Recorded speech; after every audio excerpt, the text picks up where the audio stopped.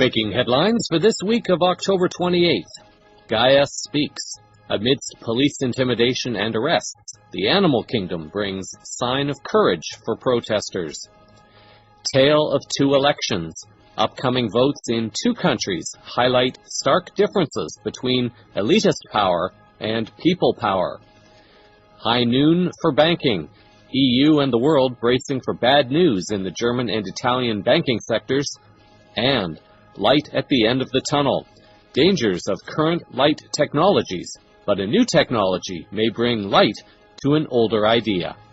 With news around, upon, within, and beyond our planet, the program making disclosure official. This is Cosmic Vision News. Here is Jeffrey West. Greetings and blessings to all. Tensions are mounting, and it appears to be starting to break this week, with law enforcement agencies deciding that it is time to take action and begin arresting protesters in North Dakota. Despite this, however, there are strong signs of hope, empowerment, and this alone measures the degree of success of what is happening now on these lands. First of all, this week, there is the apparent cover-up of oil spills by the company that is planning to build the pipeline that have gone unreported. Ivan Stamenkovich, reporting for Countercurrent News, reported on September 28th that in securing the route for their 30-inch pipeline, Energy Transfer Partners has stolen land from private landowners through eminent domain, bulldozed their way through ancient Native American burial grounds, and put hundreds of water bodies at risk, and is threatening the Missouri River water source of the Standing Rock Sioux tribe. The tribe has fought to defend their water rights and sacred grounds from assault by corporate interests and governments salivating at the promised tax revenue, but have been defeated at almost every turn.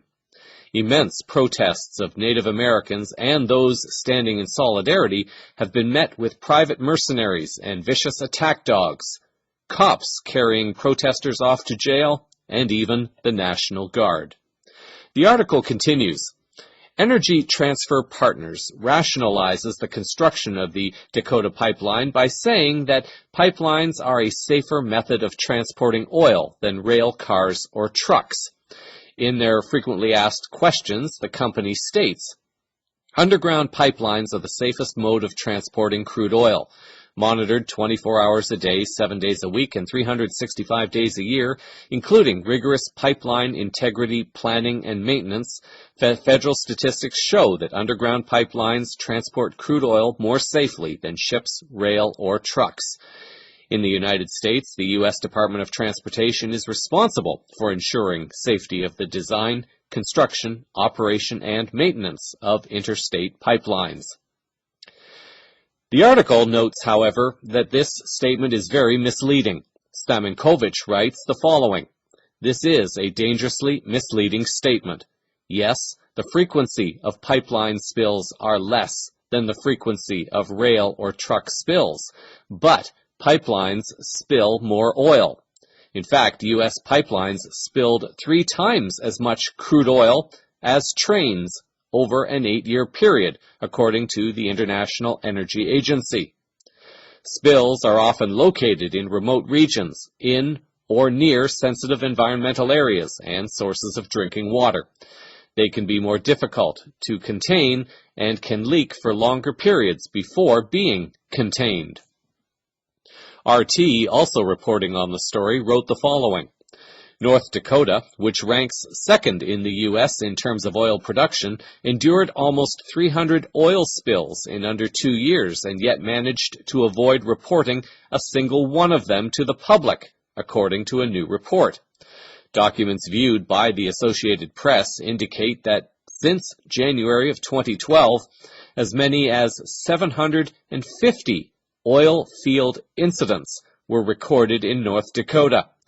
The distinction between spills and incidents was not immediately clear, but presumably was related to the magnitude of the accident. It is no wonder, therefore, that so many are answering the call to be in the area. According to Irkiel Johnson, writing for People's World on October 7th, he noted that The Sacred Stone Encampment, as it is called by the thousands protesting here on any given day, is near the Standing Rock Sioux Reservation. It is a place where native tribes from all over the continent have come to join the Standing Rock Sioux in their battle against the Dakota Access Pipeline. They fight to protect sacred sites, but they also fight to protect water. The Missouri River alone provides all the water needs for millions of Americans. This struggle has become much more than just another massive civil disobedience action, however. The water protectors, as they call themselves, preferring that to the term protesters, have literally constructed what looks like an almost permanent new settlement in North Dakota. With the population each day averaging about 4,000 people, the Sacred Stone Camp is already twice the size of the average North Dakota town. The settlement is developing its own infrastructure. Johnson continues. Signs of the permanence of the settlement include systems to distribute water and cooked meals to thousands, a growing school system, a medical center complete with an ambulance, tents being replaced with makeshift shelters, and even elementary construction sites being prepared for buildings that can keep people warm in the winter. Like any other permanent settlement, arrangements have been made for the safety and security of residents. When we arrived, cars lined the southern entrance to the camp, waiting to be cleared for entry by members of the voluntary security team. At night, the security details are larger than those on duty during the day. Actor Mark Ruffalo added some of his star power to the group. Tom Cahill of USUncut.com reported that the Standing Rock Sioux's camp, set up to physically stop construction of the Dakota pipeline, just got solar power with help from Mark Ruffalo. The actor and director delivered trailers full of solar panels alongside Walia Johns, founder of Native Renewables, to the Standing Rock camp. As cold weather begins to set in for the indigenous tribes facing off with the oil companies in North Dakota, the solar panels will help generate electricity to provide the camp with life-sustaining heat and medical treatment. EcoWatch reported that Ruffalo and Johns touted the necessity of switching to renewable energy in the wake of drastic climate change. Ruffalo also emphasized the right of Native Americans to protect their land from predatory fossil fuel companies.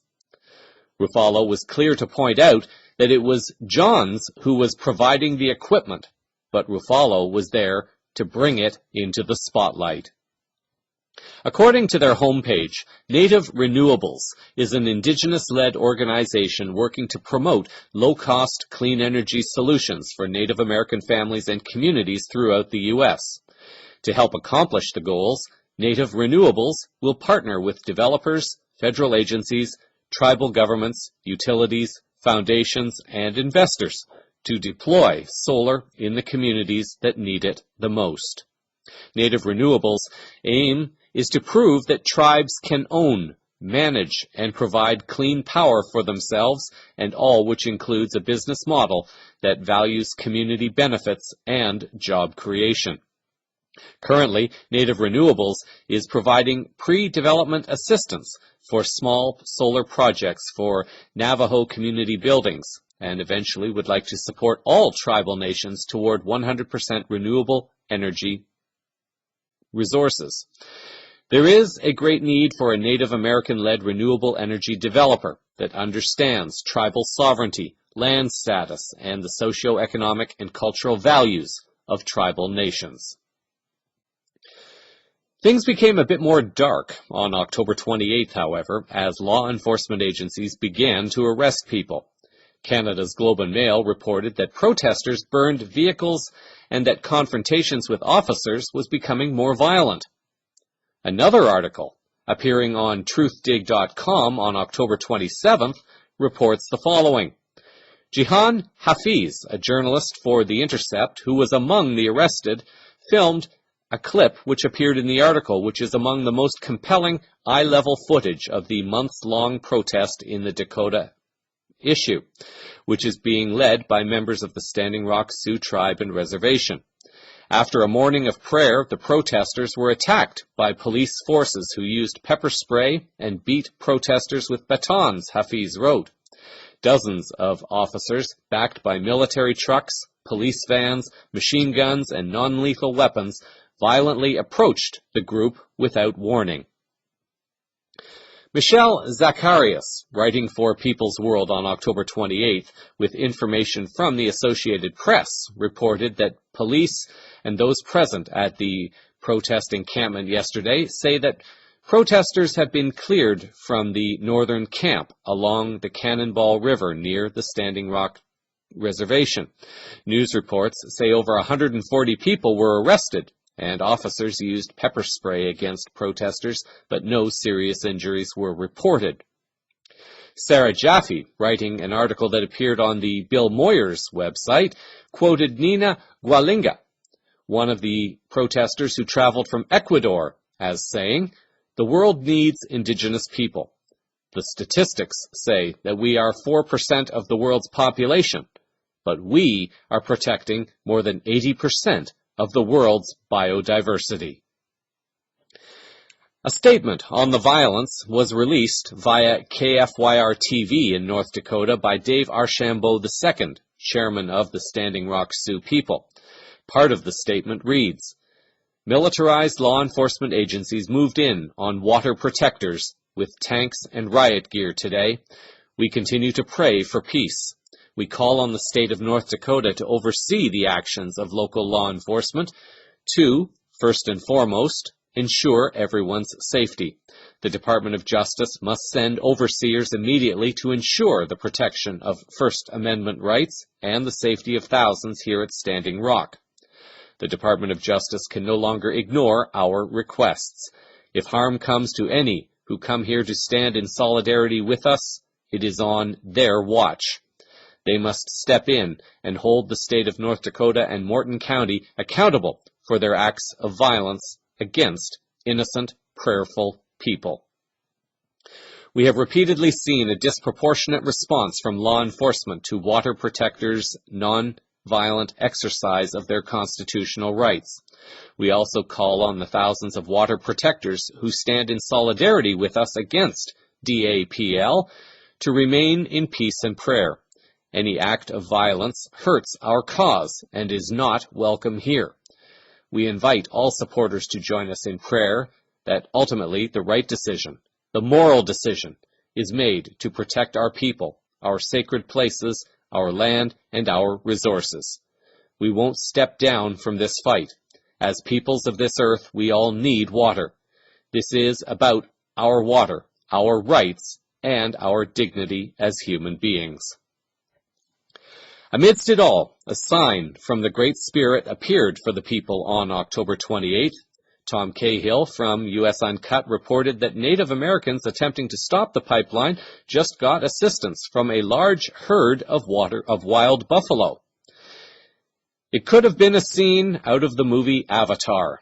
Those who have watched the movie may recall that just when things looked the darkest, all the animals answered the prayers of the indigenous population in their fight against the invading humans and came to their aid, helping the indigenous population fight the invaders. The buffalo, also known as the great bison, appeared seemingly from out of nowhere.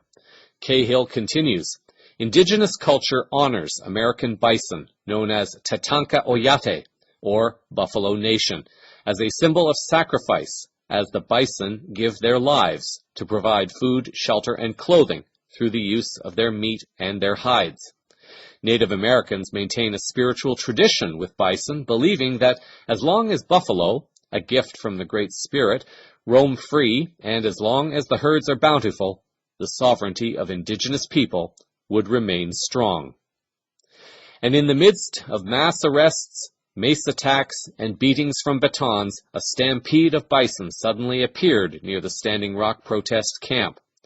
A cry of joy reportedly erupted from the Standing Rock Sioux, as they had been praying for assistance from the Tatanka Oyate during their standoff with riot police and National Guardsmen. Perhaps it is a sign meant to give hope and empowerment to humans who are choosing to stand up and speak out in honor and service to humanity, but especially to our planet that sustains all life. In a related ongoing story that was originally reported by Philip Autier from the Montreal Gazette back in March, numerous Indigenous groups in Canada are also taking a stand against big oil and their destructive technologies. Autier wrote that the Mohawk Nation is threatening to do everything legally in its power to block the Energy East pipeline project, calling it a threat to their way of life. Despite perceptions, a Mohawk-driven Canadian First Nations movement against the project is picking up steam in other parts of the country. This requires a bit of an explanation because many listeners may think that my reference to Mohawks in this story means that it is the same Grand River Mohawk group that CVN has reported on in the past. It is not the same group. The Mohawk group in Quebec, to my knowledge, surrendered their natural status and became corporate entities under the Indian Act and became members of the Assembly of First Nations, also a corporate entity, something that the Grand River Mohawks have not done. The article reports that besides the official opposition of the Assembly of First Nations Quebec and Labrador, representing 43 Quebec chiefs, the list against TransCanada's pipeline now includes the Union of British Columbia Indian Chiefs, who are fighting their own pipeline battle, and the Iroquois Caucus, regrouping Mohawk nations in Quebec and Ontario. In a letter to the Quebec Premier at the time, Grand Chief Serge Otsi-Simon wrote that, "Indeed, an alliance of Indigenous nations from coast to coast is being formed against all the pipeline, rail, and tanker projects that would make possible the continued expansion of tar sands," Simon writes. "One thing for sure, we, the Mohawks of Kanesatake, will not be brushed aside any longer, and we wish to press upon you that we reserve the right to take legal action if necessary to prevent the abuse of our inherent rights. We can assure you that as sovereign people and guardians of our land, we will act accordingly," Simon writes. The Mohawk Council of Kanesatake, as well as the rest of the Iroquois Caucus, has made its choice. Other First Nations are making the same choice. The voice of Indigenous people is rising, not only in the U.S., but also across Canada, and it is a voice that must be heard if humanity is to progress forward in co-creating healthier and greener change around our planet in the most holistically peaceful way possible. In other geopolitical news, another country is having an election this week, and unlike the charade that is taking place in the U.S., this election is potentially defining the standard by which future elections could take place around the world. Iceland is again in the news this week. A geopolitical volcano, it appears, is about to erupt in this tiny nation of about 300,000 people. A political party that is less than 4 years old, currently with 3 sitting members in the national parliament, which by itself is an accomplishment for the party, is now poised to win the upcoming national election. According to the Iceland Monitor on October 21st, Iceland's Pirate Party may be about to make history as the world's first pirate movement to win a national general election. Iceland's Pirate Party already made history back in 2013 when they received 5.1% of the vote and returned 3 MPs to the current parliament. Iceland is currently the only country in the world where the pirate movement has elected MPs sitting in a national legislature. The current parliament has 2 parties tied at the top with 19 seats each, the Independence Party and the Progressive Party. The Social Democrats have 9, the Left Greens have 7, the Bright Future Party has 6, and the Pirates have 3. The election on the 29th will feature another new political party, however, called the Regeneration Party. According to the current polls, the Pirates will get 22.6% of the vote, Independents 21.1%, Left Greens 18.6%, the Progressive Party with 9.1%, the Regeneration Party with 8.5%, the Social Democrats with 6.5%, and the Bright Future with 6%. This represents a big loss for the Progressives Party and a loss for the Social Democrats and Bright Future. The huge gain is for the Pirates, but also the New Start Regeneration Party. This geopolitical shift ranks on the scale of the movement of the Greek people to the Syriza Party.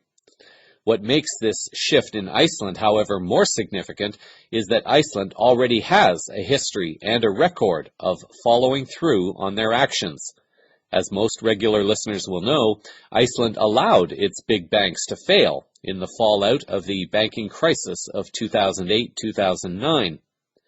By doing so, Iceland sent a strong signal to the EU banking cartel that they would not play their banking game.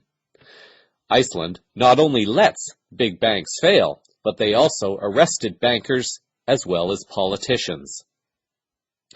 The election taking place came about as a result of the resignation of Prime Minister Sigmundur David Gunnlaugsson. John Henley of The Guardian reported last April 5th that Iceland's embattled Prime Minister Gunnlaugsson has become the first major casualty of the Panama Papers, stepping aside from his office amid mounting public outrage that his family had sheltered money offshore. One citizen was quoted in the article as saying that, "We were hoping Parliament would be dissolved. Of course, we're happy the Prime Minister has stepped down, but we are not satisfied with who is taking over from him, and with the fact that the government itself is still there." It is this frustration that has no doubt led to the significant rise of the Pirate Party since April. RT reported on October 24th that the Pirate Party, whose campaign is largely crowd-funded, is after more than just looser copyright laws and less corruption from politicians. In an effort to get young voters on board, the party has asked the developers of the popular app Pokemon Go to turn polling stations into Pokestops, locations where players can collect the items necessary to catch Pokemon. The party has also promised to grant asylum to U.S. whistleblower Edward Snowden and accept the Bitcoin currency. It has also pledged to give voters a direct say over policy and the decriminalization of drugs. In an interview with Sputnik News back in May, Pirate Party member Asta Helgadottir was quoted as saying that, "I believe it has to do with that we are doing really good work in Parliament. We are trying to find alternative ways of making democracy function, and we have been criticizing the establishment and the system as a whole. We were promised a new constitution, and the established parties are not really keen on giving the nation a new constitution.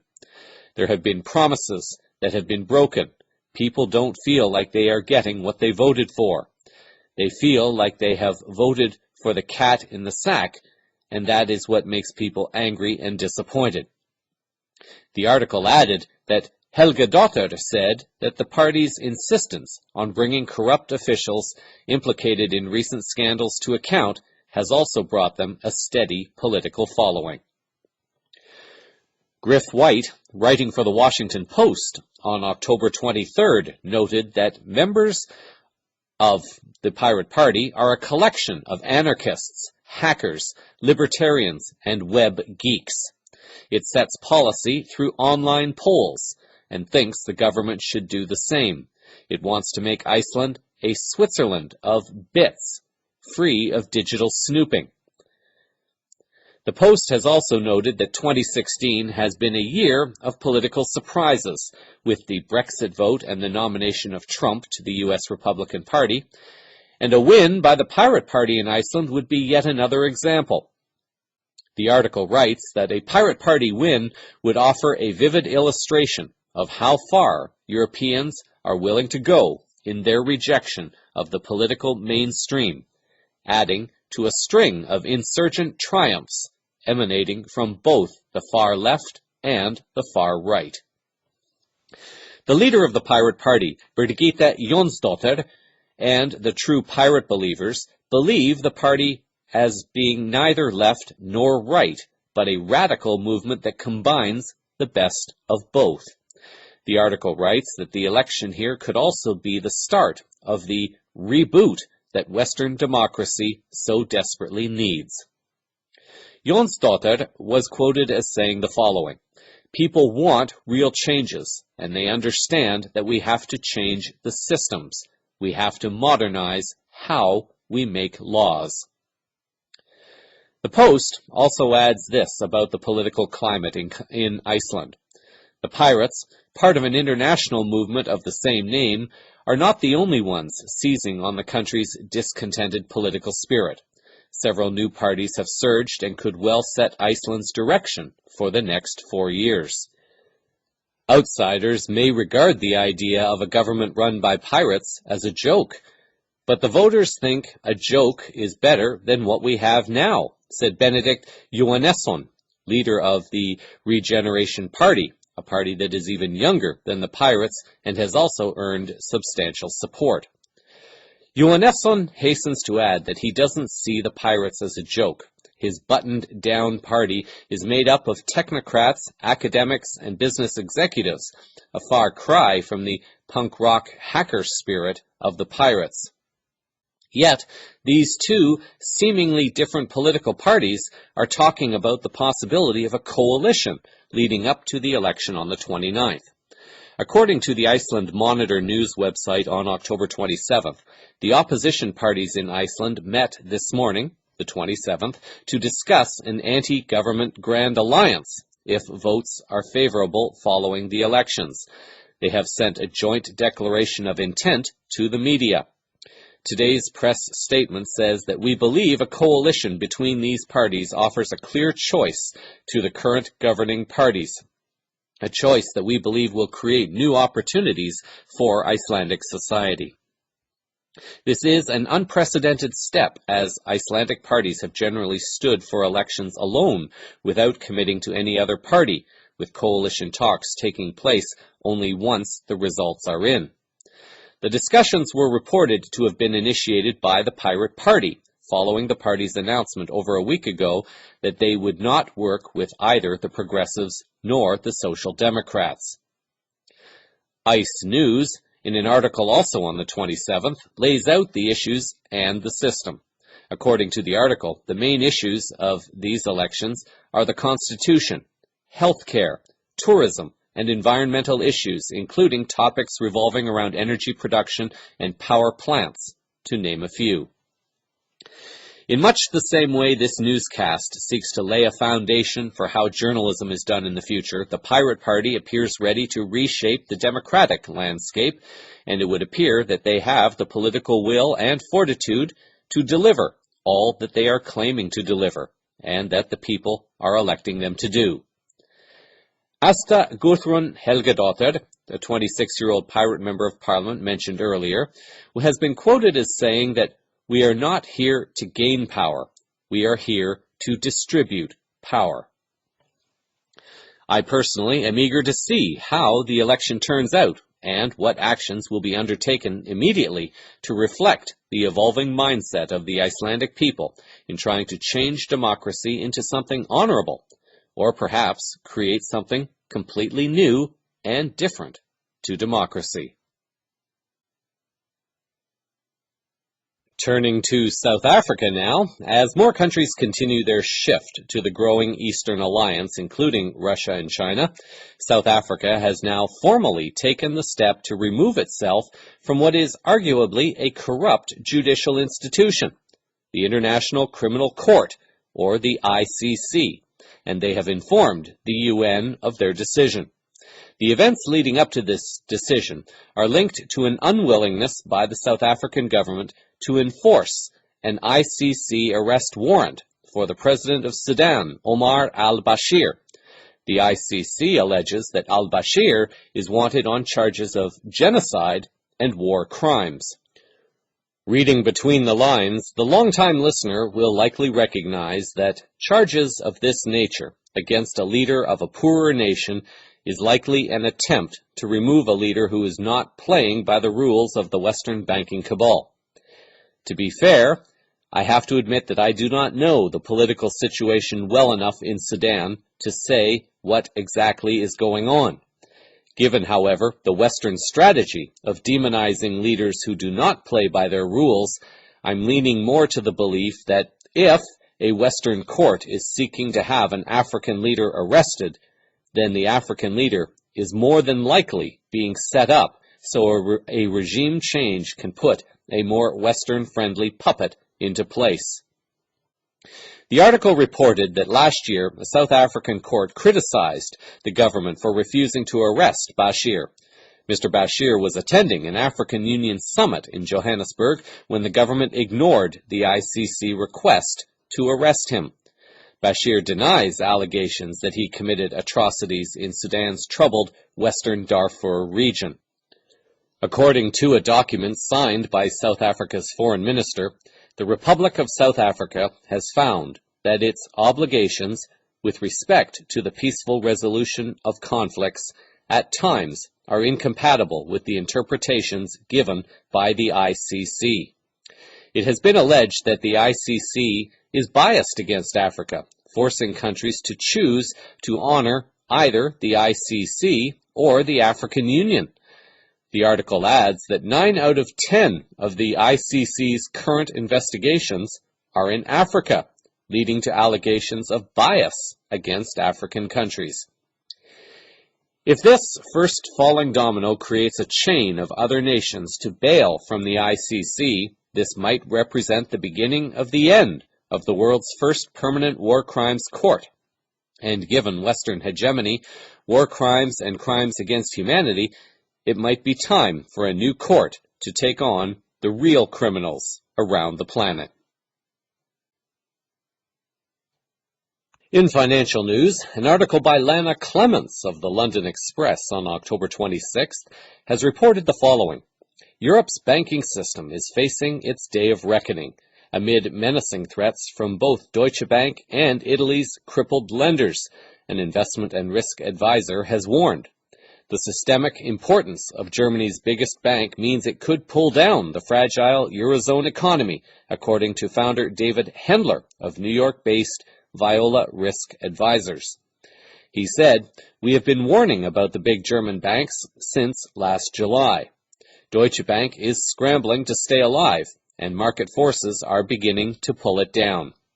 If the German bank goes down, it is very likely to set off a chain reaction across Europe and even around the world."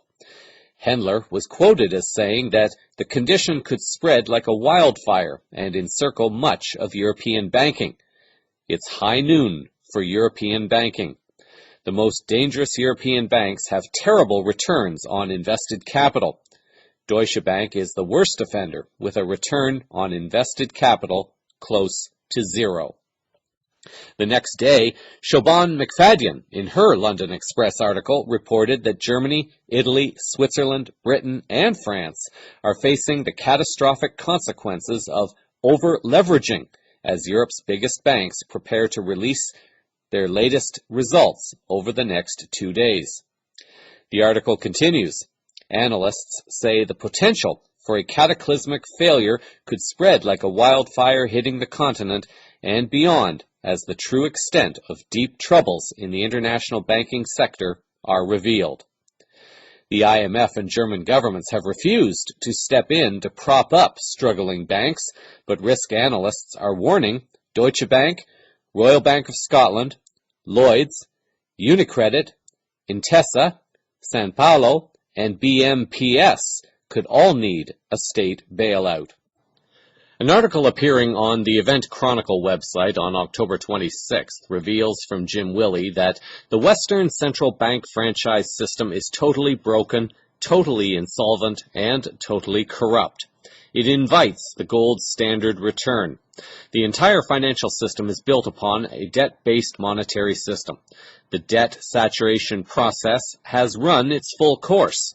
The central bank heads have been covering the sovereign debt for the last 5 years, having rendered their balance sheets as ruined.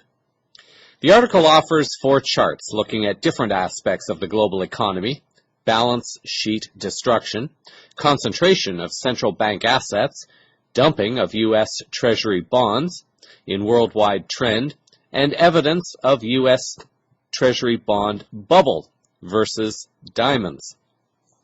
Willie offers some speculation as to what he believes is unfolding: a movement towards the eventual gold standard implementation and a continued rejection of the U.S. dollar and of U.S. Treasury debt bonds.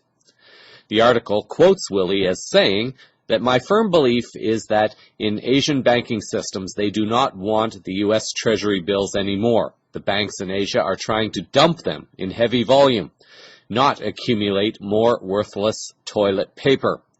Finally, the sharp blowback from printing quantitative easing money has hit. The U.S. Fed monetary policy saves the big insolvent banks, but kills capital. The result has been seen manifested in U.S. dollar global rejection, or at least hints toward the same. Asian banks still hold vast sums of U.S. Treasury bonds.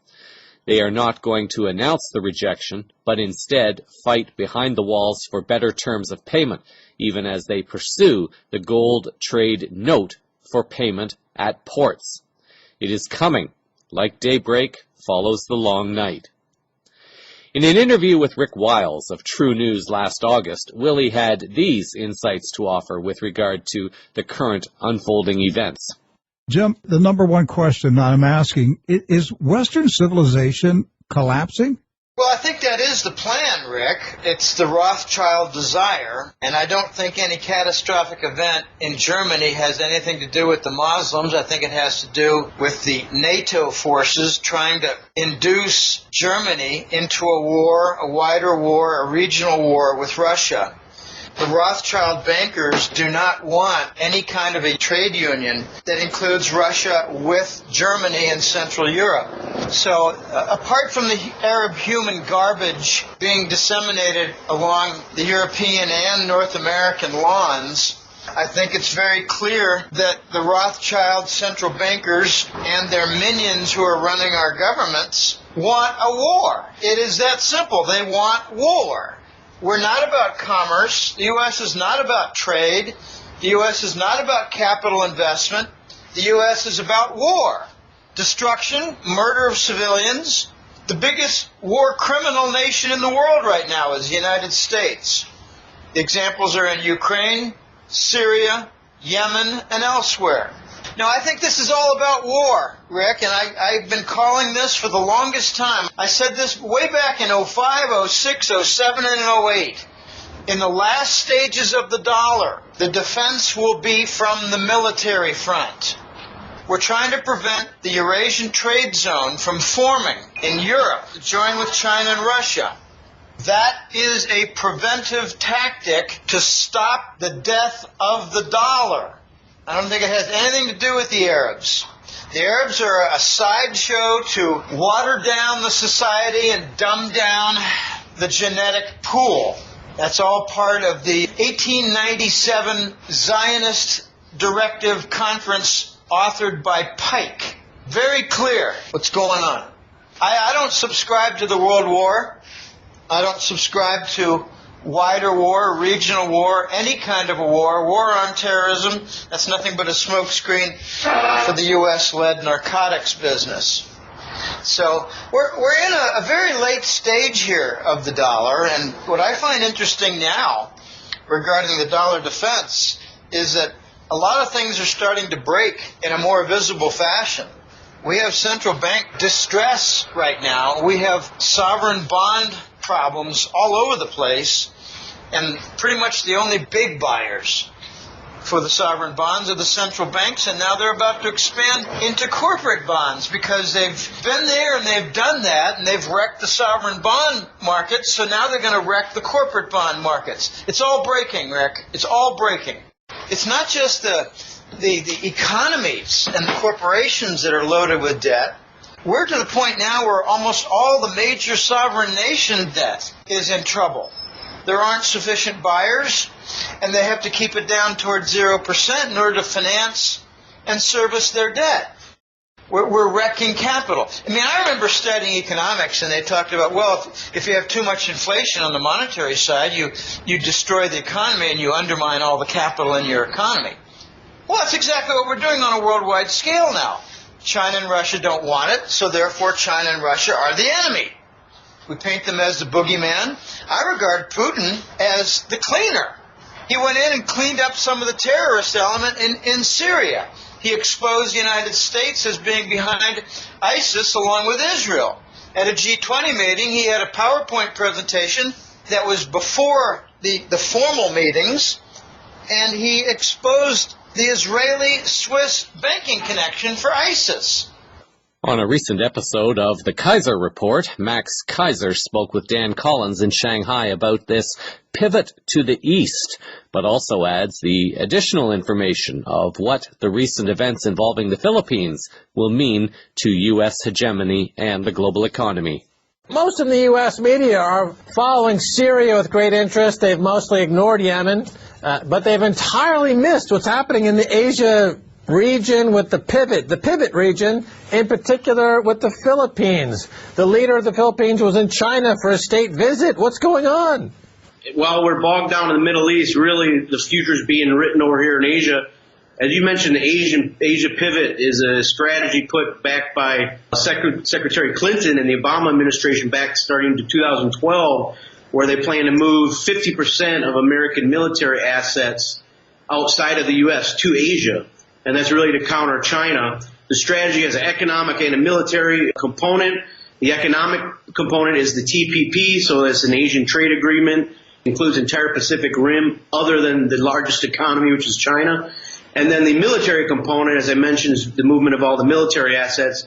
The problem that we're running into is that we have our expected allies are being overwhelmed by Chinese economic power. And we have the Philippine president who has said a lot of interesting things the last several months. He's here now in China to sign massive deals with China. And he himself has decided to pivot to China, and it's causing a lot of sleepless nights for military planners in the United States. Well, yeah, I mean, Philippines has always been taken for granted by America. There's a huge military presence in Philippines. It's a vassal state of America. And now the leader is basically saying to the U.S. leadership that they're not having any more of it. But as I said, they've got this huge military presence there. That is a problem, right, for the U.S.?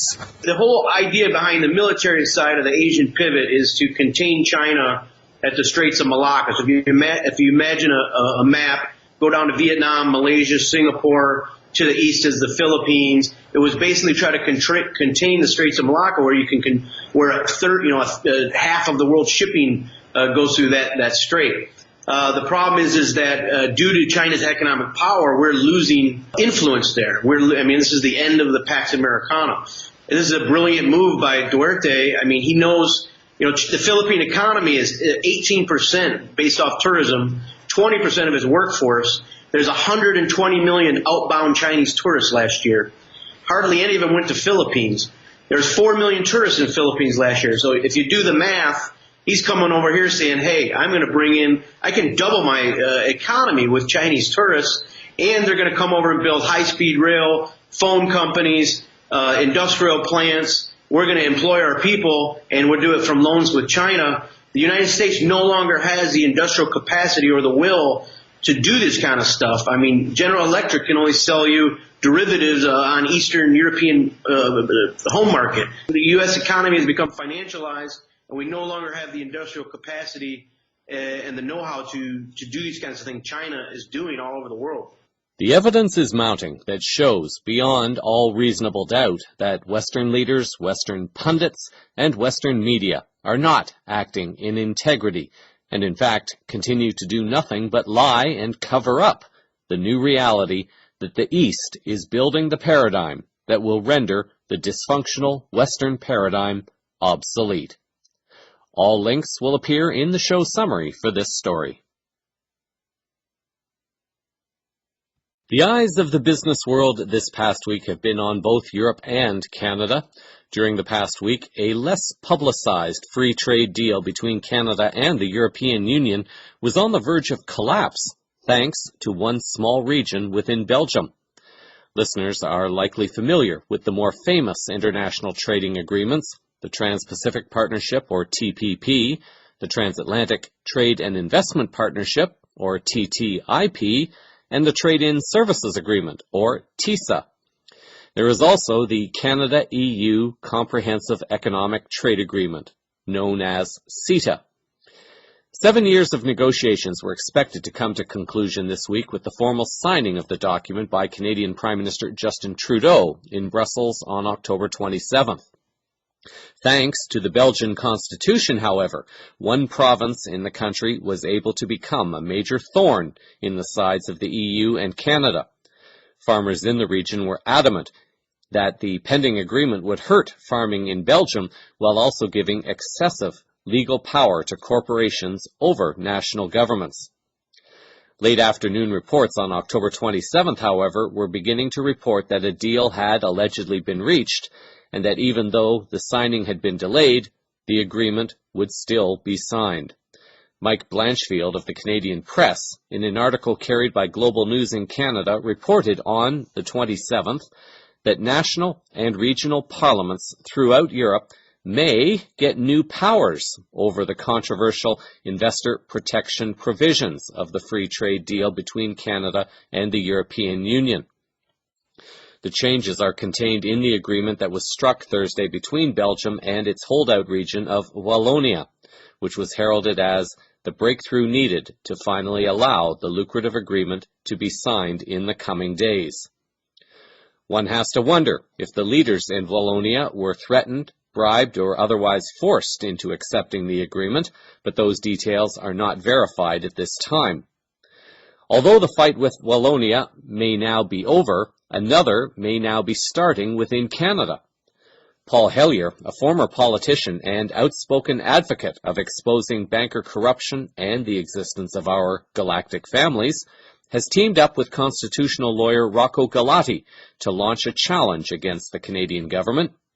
Galati is the lawyer who is also currently taking the Canadian government to court for selling out Canada's central bank in 1974 to the Rothschilds' central banking cartel.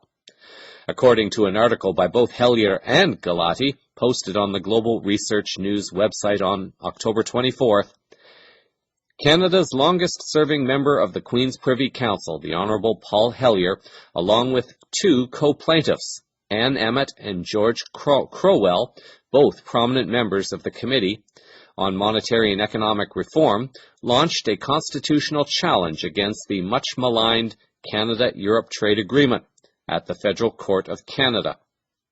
Their lawyer, constitutional lawyer Rocco Galati, filed the statement of claim on his client's behalf on October 21st.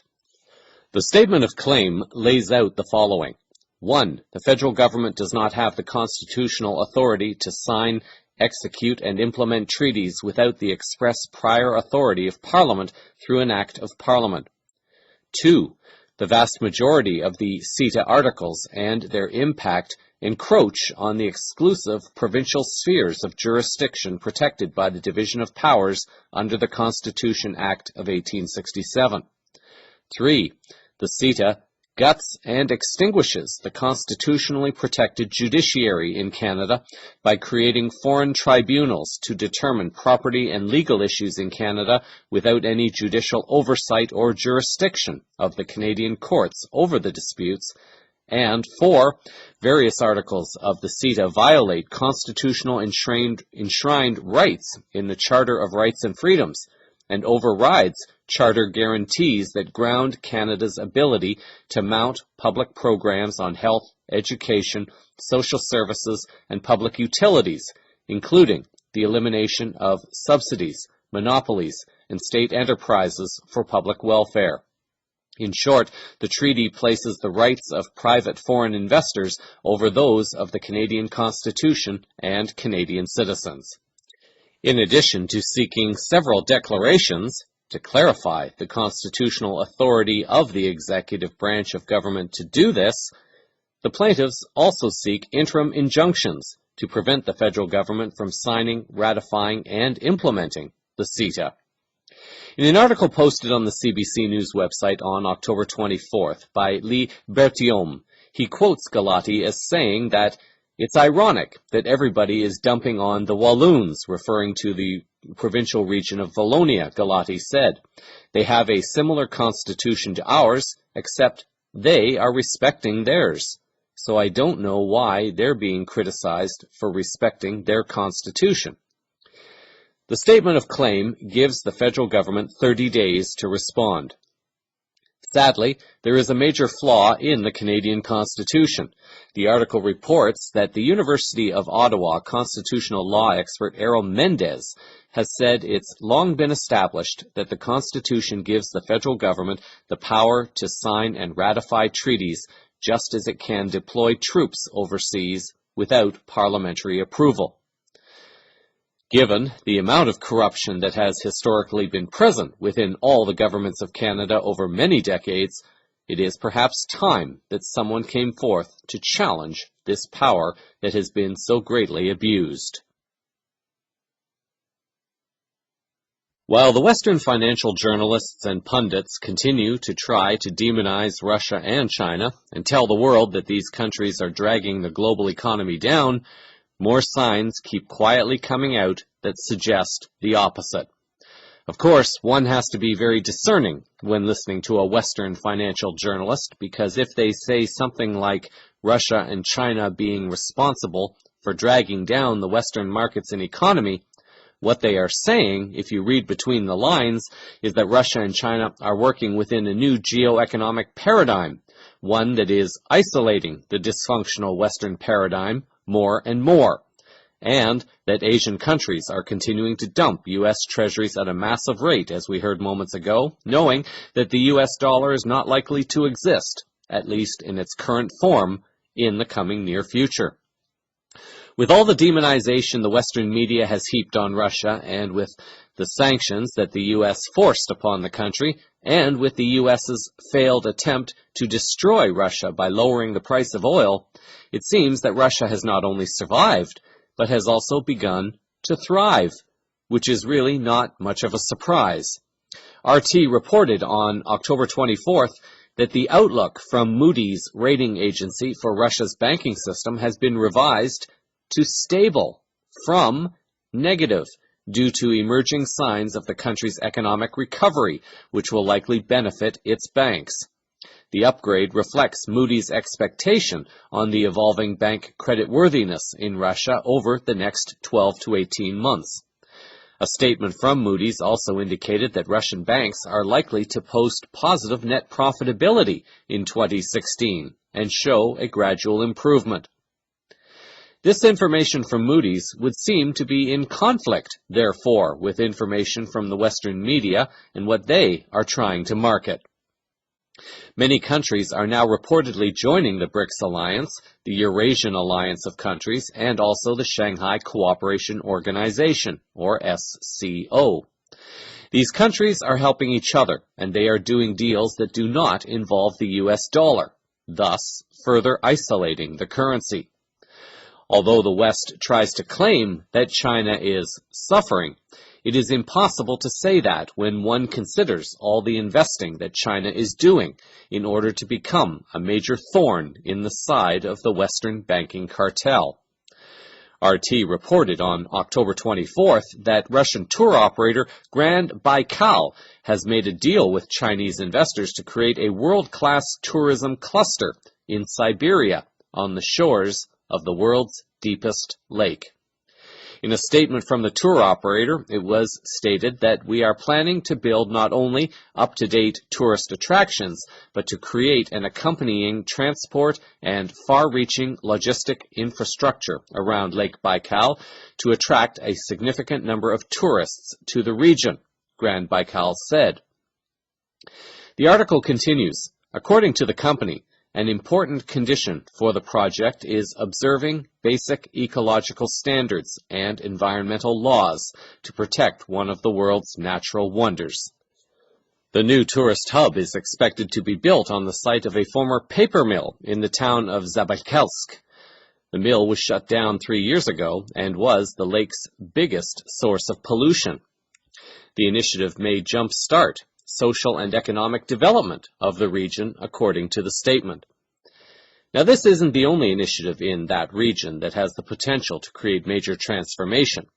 CVN reported last May on Russia's initiative to offer free land to individuals and families that were ready and willing to work the land. An article from Public Radio International on May 10th reported on the gifting of the land. Dan Paleschuk started his article asking, "What do you do when you've got enormous tracts of underdeveloped, resource-rich land, but precious few people to populate it?" He continues, "If you're Russia, you simply give it away." At least that's the plan for the Far Eastern Federal District, a far-flung territory that juts out into the Pacific Ocean and borders China, and which is home to around 2 people per square mile.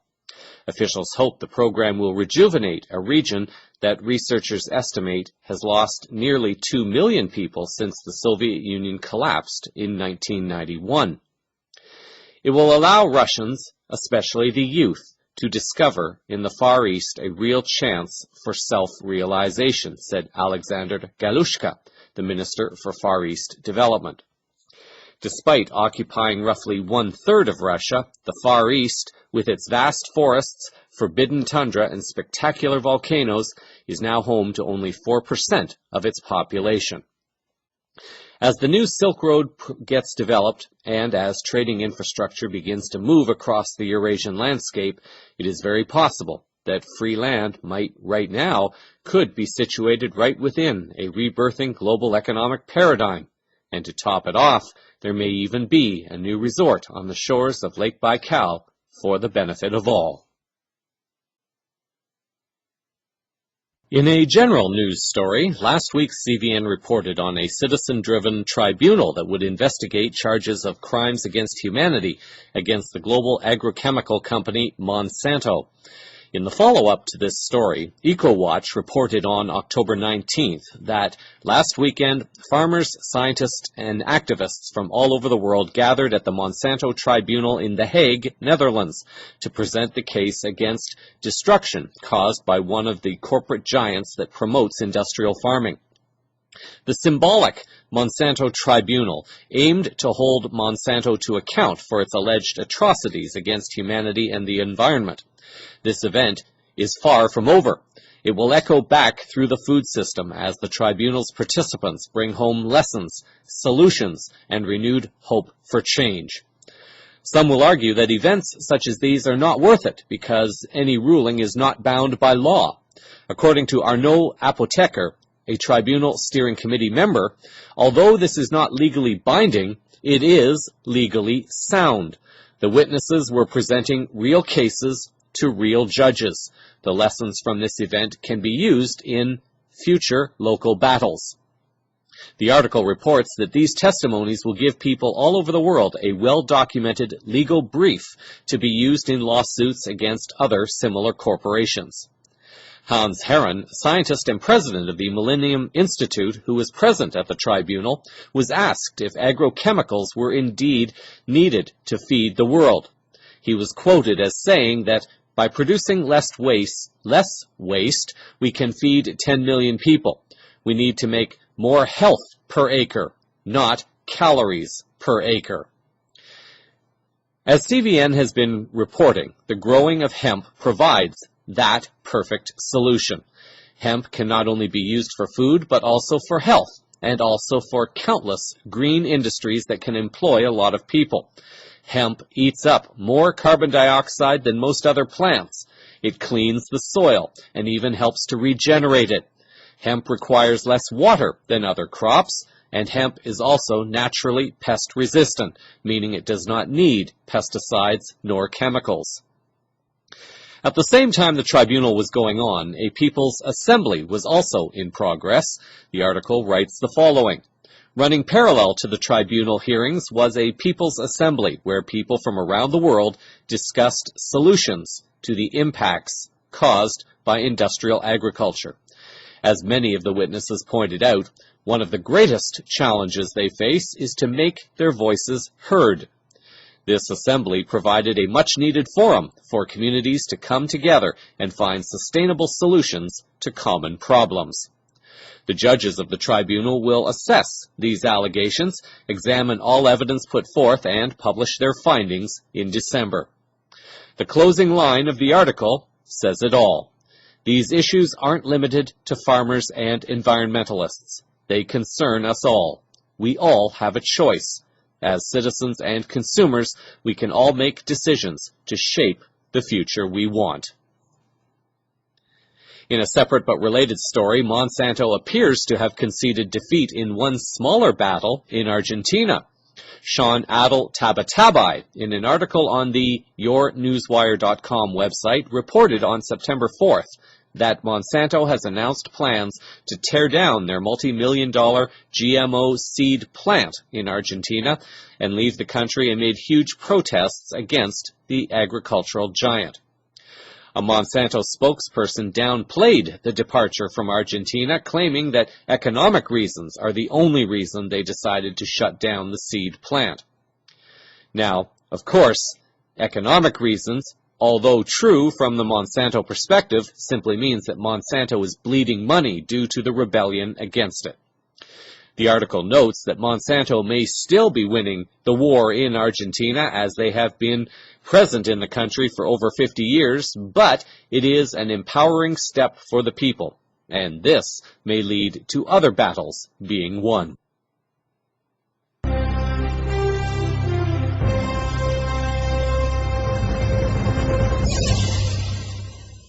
Over to tech-related news now. Considering how long the U.S. and Canada have been stuck in the diesel age and gas-burning engines, the advancements that have come out in transportation over the last few years is nothing short of mind-blowing, given how intensively Big Oil shut down the electric car technologies back in the 70s and 80s.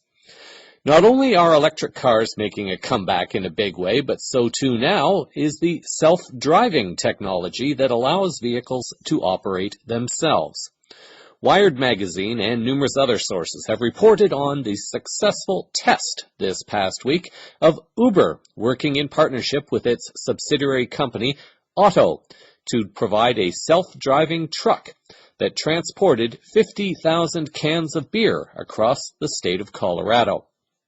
According to the article, the truck, outfitted with $30,000 worth of hardware and software from the San Francisco startup Otto, had just hours before made the world's first autonomous truck delivery. The article continues, the drive was as mundane as the beer in the trailer. At 12:30 a.m., after leaving the brewery in Fort Collins and merging onto Interstate 25, an auto driver punched a switch labeled Engage, and once sure that autonomous mode had in fact engaged, the driver climbed out of his seat. He buckled the safety belt behind him to keep the warning chime from driving him crazy as the truck made its way 120 miles south to Colorado Springs. The technology is not seeking to put people out of business. Rather, the technology allows the truck to operate on highways and open roads and then be turned over to the driver to deal with situations in city traffic, such as jaywalking pedestrians. According to the article, the technology is ready to start doing these commercial pilots, says Otto co-founder Lior Ron.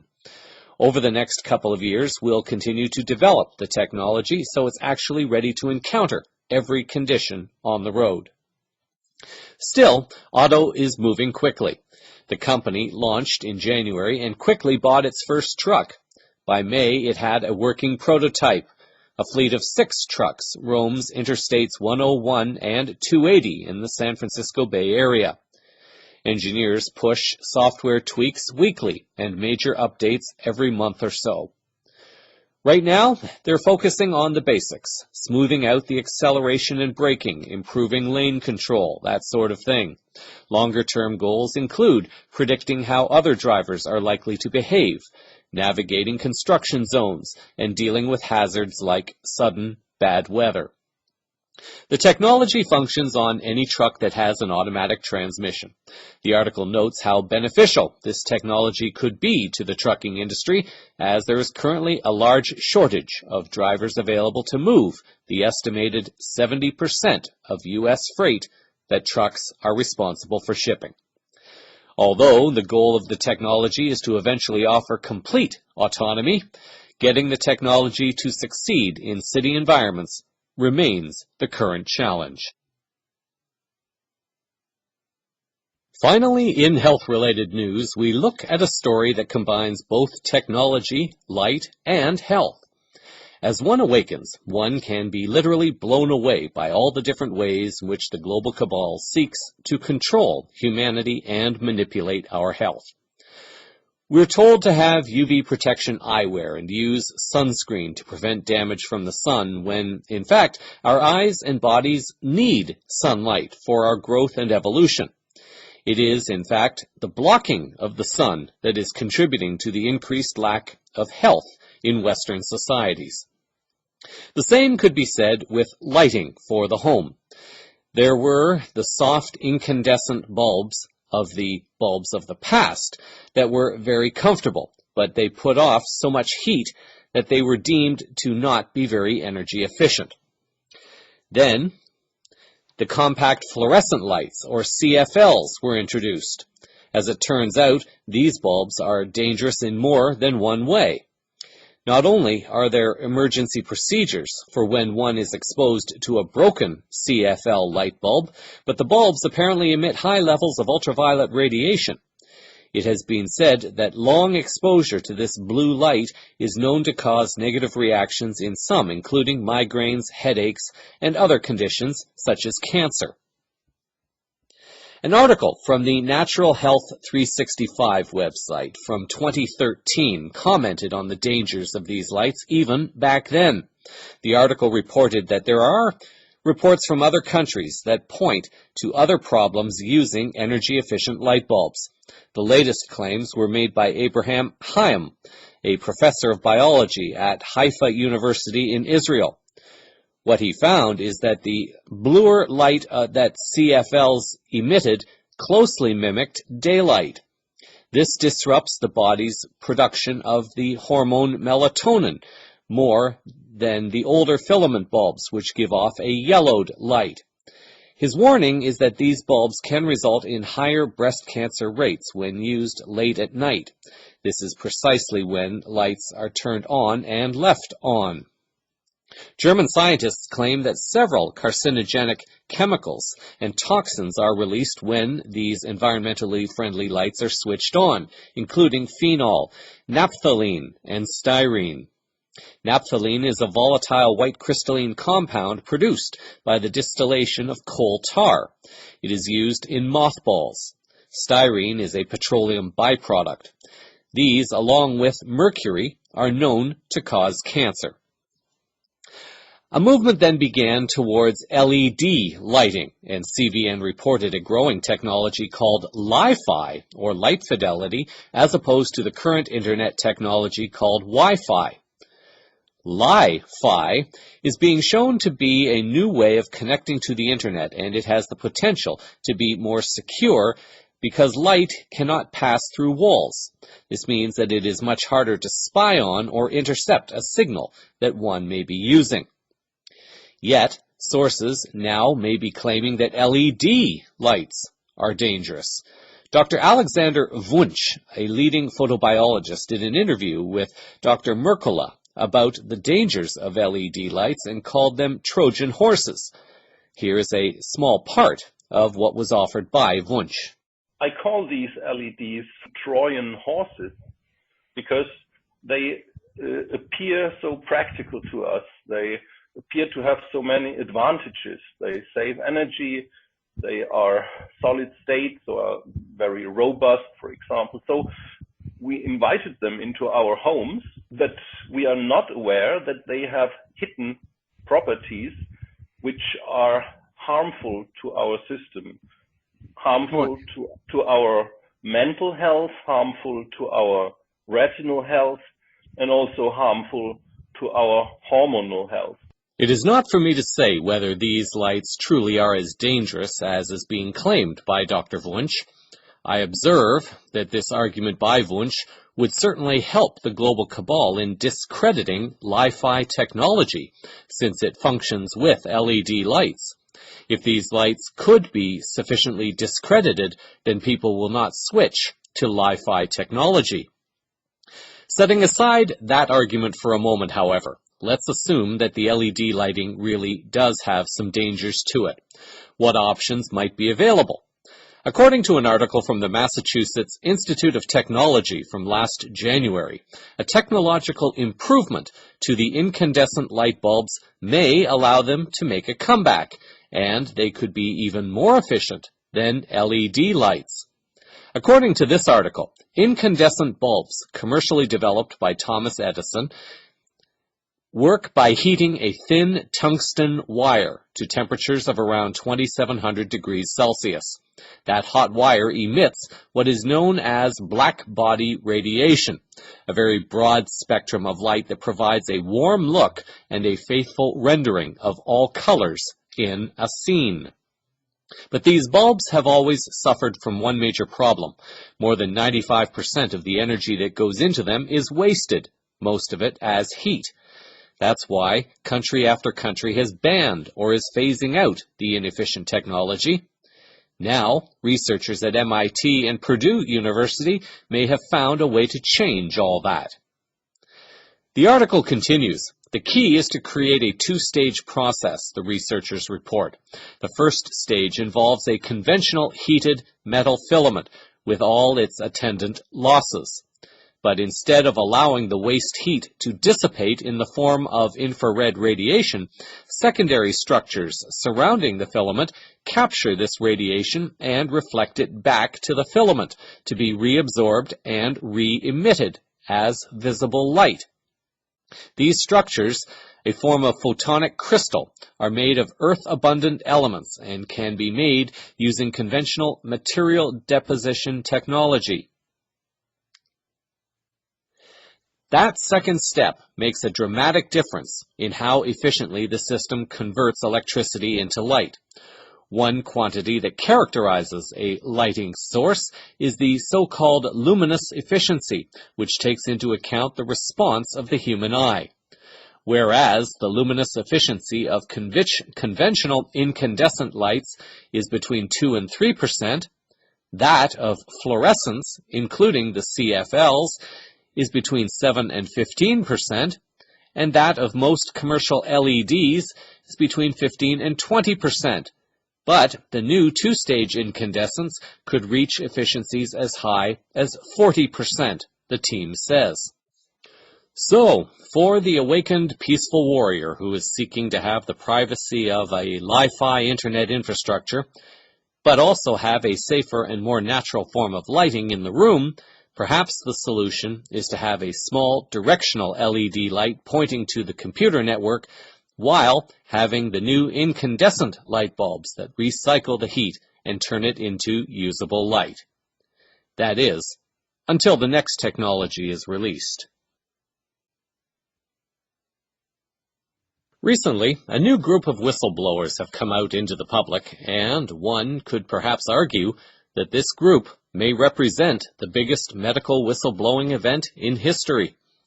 An article appearing on the U.S. Right to Know website by Carrie Gillum on October 20th reported that concerns about the inner workings of the U.S. Centers for Disease Control and Prevention have been mounting in recent months amid disclosures of cozy corporate alliances.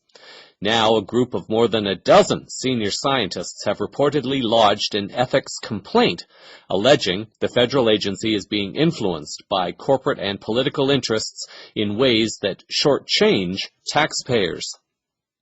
A group calling itself CDC Scientists Preserving Integrity, Diligence, and Ethics in Research, or CDC Spider, put a list of complaints in writing in a letter to the CDC Chief of Staff and provided a copy of the letter to the public watchdog organization U.S. Right to Know. The members of the group have elected to file the complaint anonymously for fear of retribution. The letter, which is included in a link in the show summary for this story, expresses some of the frustration being felt by those within the CDC. The statement writes the following: "We are a group of scientists at CDC that are very concerned about the current state of ethics at our agency.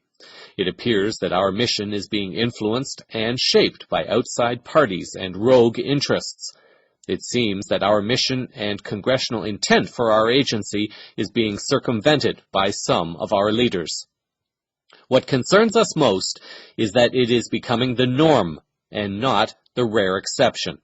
Some senior management officials at CDC are clearly aware and even condone these behaviors. Others see it and turn the other way.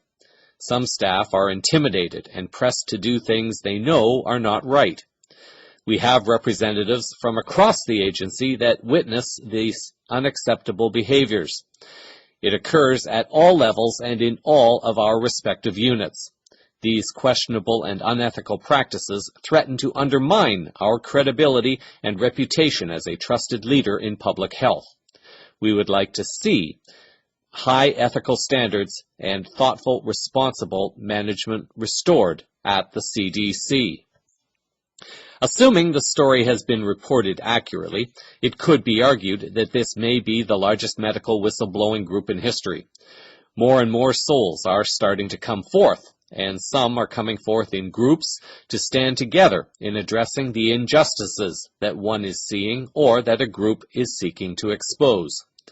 There is strength in numbers, and with more whistleblowers coming forth, it is giving increased courage to others who have been trying to decide whether or not to share and expose whatever information they may know. The letter makes note of one example of corruption. The letter states that the complaint cites as troubling the ties between soft drink giant Coca-Cola, an advocacy group backed by Coca-Cola, and two high-ranking CDC officials, Dr. Barbara Bowman, who directed the CDC's Division for Heart Disease and Stroke Prevention until retiring in late June, and Dr. Michael Pratt, Senior Advisor for Global Health in the National Center for Chronic Disease Prevention and Health Promotion at the CDC. Bowman retired after revelations of what the complaint called an irregular relationship with Coca-Cola and the nonprofit corporate interest group set up by Coca-Cola called the International Life Sciences Institute.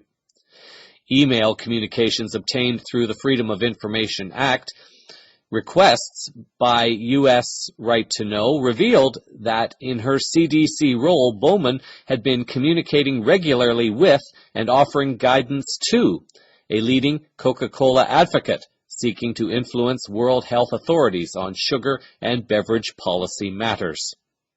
Emails also suggested that Pratt has a history of promoting and helping lead research funded by Coca-Cola while being employed by the CDC.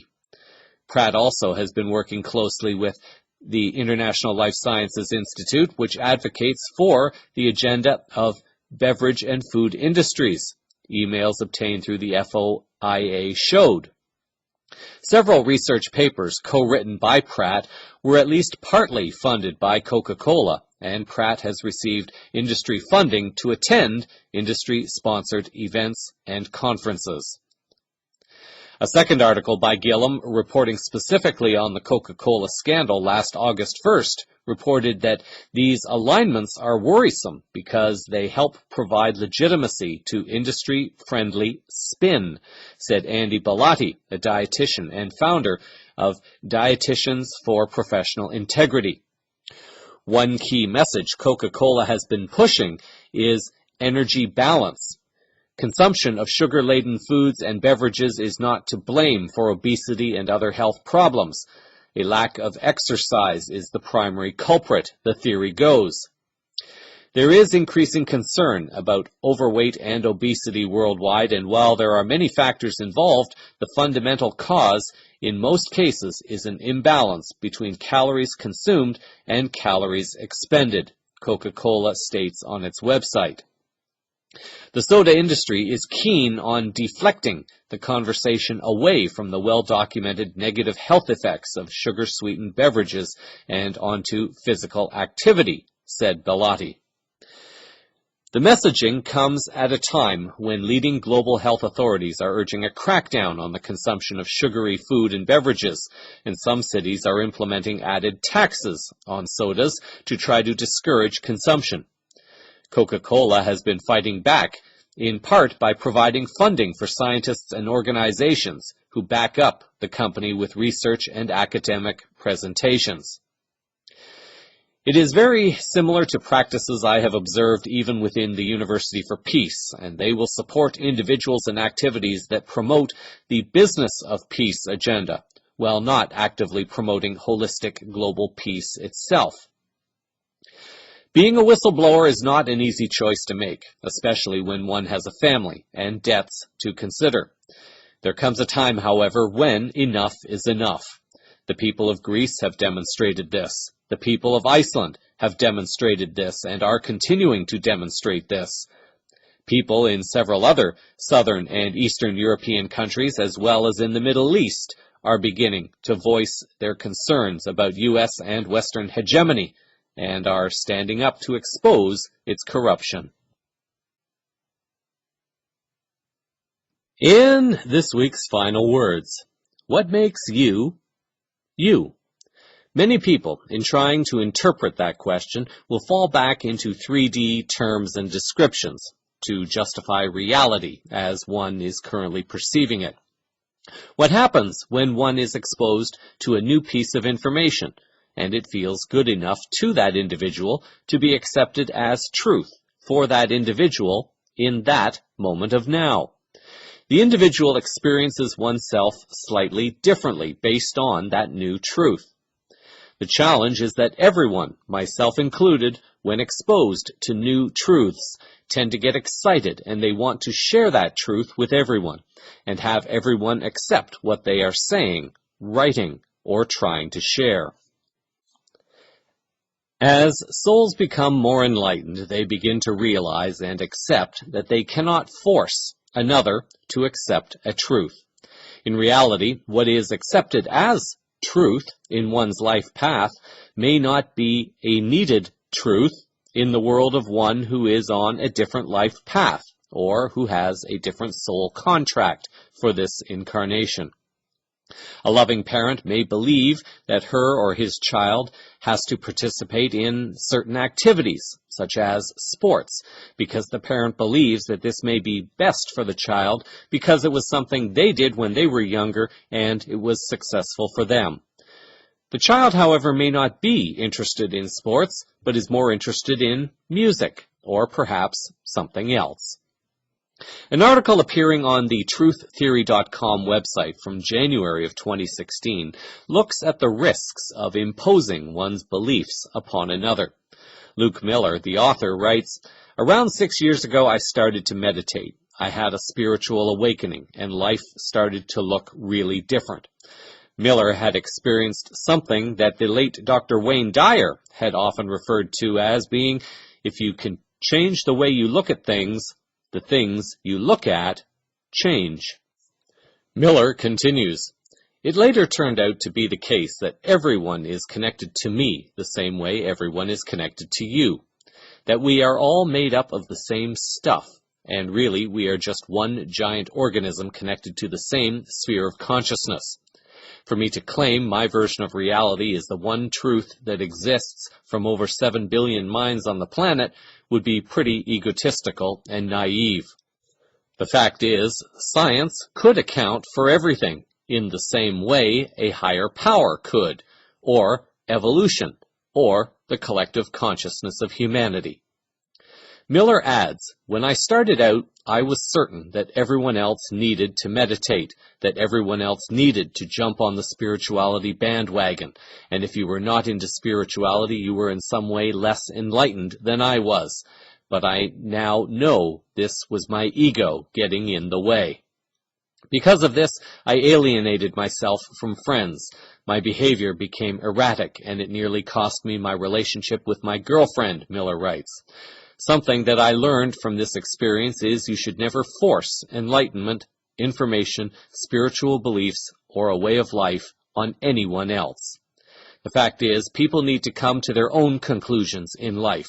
People want to make their own decisions, and we have no right to force our way of life upon them.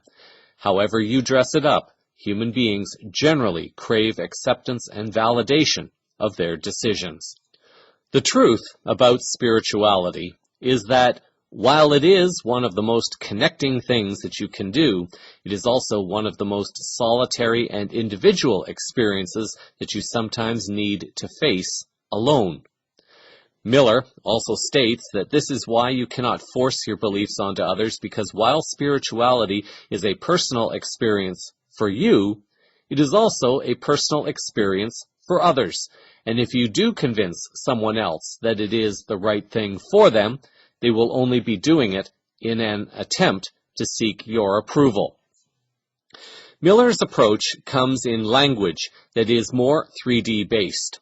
Listeners who are familiar with Bashar, an entity channeled by Darryl Anka, may have heard of a presentation given by Bashar concerning the indestructible core. Bashar is referring to the core essence that is the same for everyone, but is shaped by the uniquely different, equally beautiful perspectives experienced by each individual. Create a wonderful week. Until our next moment of now, I leave you with Darryl Anka and Bashar addressing the multidimensional aspect of ourselves that is our indestructible core that transcends physical and non-physical life as we currently know it. Your indestructible core. Why are you here? Fundamentally, though it may sound a little bit like a puzzle, why you are here is because you exist. Why do you exist? Because you do. Many people on your planet, philosophers, have asked why. Why do we exist? Why are we here? This is a question created from within the space-time perspective. It is not a relevant question for existence itself, because existence only has one quality: to exist. That's its fundamental state, because you are an aspect, a reflection of existence. That's your fundamental state as well. And when we say fundamental, we mean fundamental. That's it. Can't get any more basic than the fact that you exist. That is rock solid. That is your guarantee. That is your absolute. Right there. You are absolute in your existence. No matter how you may change. No matter how you may see yourself. No matter what kind of an experience you may have. You are absolute. As a perspective, as an identity. And anything that happens, anything you experience, you will experience it. And that will never change. In return for the gift that you have given to us, I ask you now, in what way may we continue to be of service to you? You may begin your questions, your dialogues, if you wish. One of the questions from our Ustream listeners is, to which level of consciousness does you exist refer to? Human life has a beginning and an end, linearly speaking. Life is transitory. What happens to a frame of existence once it's been experienced? But this is exactly what we're talking about. The perspective you consider to be you never changes, even though the circumstances and experience around you may. So no matter whether you experience something with a beginning and an ending in linear time, it's always being experienced by you, whatever the change may be. If you're asking what happens to that experience that you have already experienced, it's still always being experienced by that version of you, even though the version of you are now is no longer experiencing that. Because everything exists as a structure. So the you that had that experience always has that experience, But when you say experience, you're implying linear time. You're implying a sense of experience. That's not what is meant by this. We are describing the structure. The structure exists as it is, with all versions of you embedded in all versions of those experiences, but they're not necessarily experienced as experiences by every single version of you. So the you are now has an experience because it's shifting its perspective constantly. That's how experience is created. But the structure that helped to create that experience will always be what it is. Always be what it was, always be what it will be. You can have your perspective of that from any direction you wish. You can even, in a sense, seem to revisit it if you wish. That's called memory in your linear time frame. But it's just a change and shift in perspective from your unique perspective. Is this answering the question? Because we understand that sometimes these multidimensional questions can be a little bit limited in your language as a translation. Right. Well, let's talk about dead people. Dead people. Do you see dead people? Let's just say, a person lives and then they die. And Yes. then the people who love them on Earth Yes. want to connect with them, and Yes. they might do it through a medium or through their own dreams. Yes. Okay, so what they're actually connecting with when they're connecting with that person in spirit Yes. is what? Another version of that being. So that's the dead person version of that being. All right, yes. And that person doesn't experience themselves as being dead. Not in the way you mean it. They experience themselves as having shifted into another focus of reality, yes. So in a sense, that version of yourself continues to live the same life, in a sense, because It continues to know itself as the same basic fundamental core identity, even though it may take on a variety of different expressions or personas. So that is a sample of the unfolding higher consciousness news around the world this week. Cosmic Vision News is broadcast weekly from the CosmicVisionNews.com website. Links to stories used in this broadcast are published in the show summary, which is also on the website.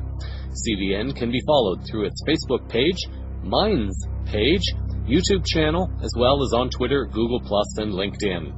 Thank you for sharing your time with me. I'm Jeffrey West, reminding you that a journey is a person in itself. No two are alike, and all plans, safeguards, policing, and coercion are fruitless. We find that after years of struggle that we do not take a trip. A trip takes us.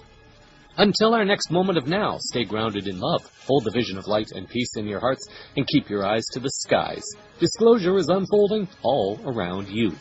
Namaste.